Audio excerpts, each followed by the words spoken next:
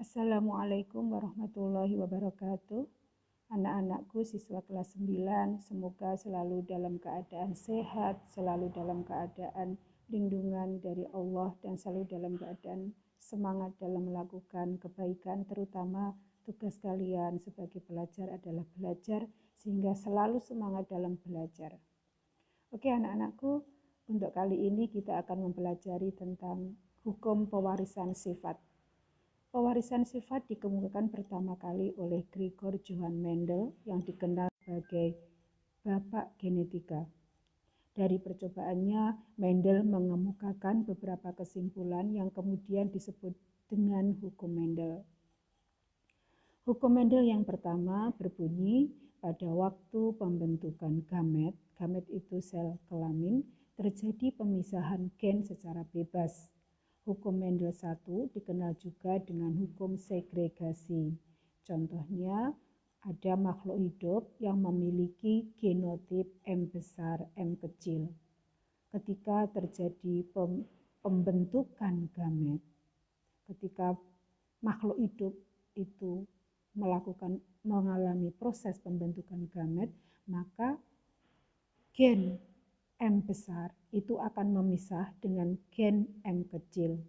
Jadi tiap gametnya atau tiap sel kelamin itu ada yang membawa gen M besar, ada yang membawa gen M kecil. Hukum Mendel yang kedua. Bunyi hukum Mendel yang kedua, pada proses pembuahan atau fertilisasi, gamet akan bertemu secara bebas. Hukum Mendel yang kedua ini dikenal juga dengan hukum asortasi. Contohnya dalam kasus di atas, gamet M dapat membuahi gamet lainnya. Misalnya bisa M besar, bisa M kecil. Kalau M besar membuahi M besar, maka genotip yang dihasilkan adalah M besar, M besar. Kalau M besar membuahi atau melakukan fertilisasi dengan M kecil, maka genotip yang terbentuk adalah M besar, M kecil. Sebelum mempelajari lebih lanjut tentang persilangan, maka kita perlu mengetahui istilah-istilah pada pewarisan sifat. Yang pertama adalah dominan. Dominan adalah sifat induk yang mengalahkan sifat lain. Contoh, dalam sebuah keluarga, ayahnya berambut lurus, ibu berambut keriting, memiliki 3 anak, semua anaknya berambut lurus. Maka sifat rambut lurus ini merupakan sifat dominan.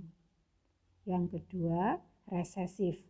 Resesif adalah sifat yang tidak muncul atau sifat yang dikalahkan oleh sifat dominan.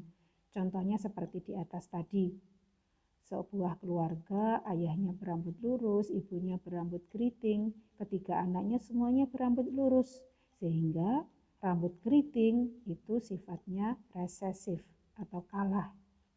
Yang ketiga adalah hibrid. Hibrid adalah hasil persilangan antara 2 individu yang berbeda sifat. Contoh sifat itu apa? Ya, sifat itu bisa warna, misalnya warna bunga kalau itu pada tumbuhan, ada warna kulit kalau itu pada manusia, dan sebagainya. Parental, yang keempat adalah parental. Parental adalah induk yang akan dilakukan proses persilangan. Parental biasanya diberi simbol huruf P. Nanti pada bagian persilangan kita sering menggunakan simbol ini. Yang kelima adalah filial. Filial atau keturunan. Filial adalah individu hasil persilangan. Yang keenam adalah intermediate. Intermediate adalah sifat campuran antara kedua induk yang muncul pada generasi.